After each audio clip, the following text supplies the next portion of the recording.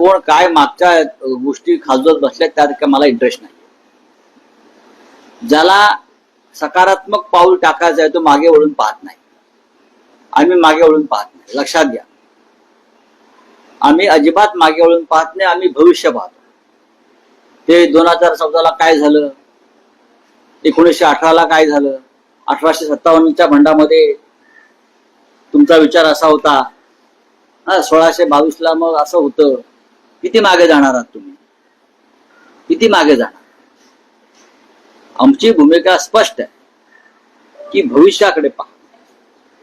आज या महाराष्ट्राचा उज्ज्वल भूतकाळ असताना या राज्याचं वर्तमान आणि भविष्य खतम करण्याचं काम यशवंत गट, देवेंद्र फडणवीस, अमित शहा हे सगळे लोक करतायत.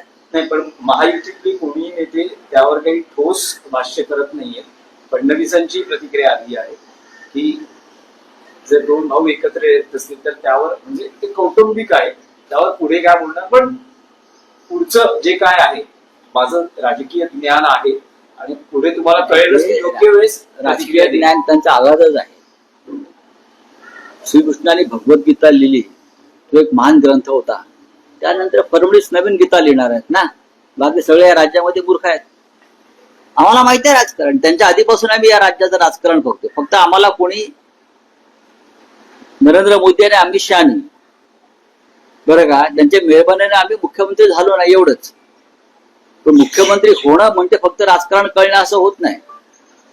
आणि हाताशी यंत्रणा असणं, पोलीस, ईडी, सीबीआय म्हणजे मी सर्व असं होत नाही. तात्पुरती व्यवस्था आहे.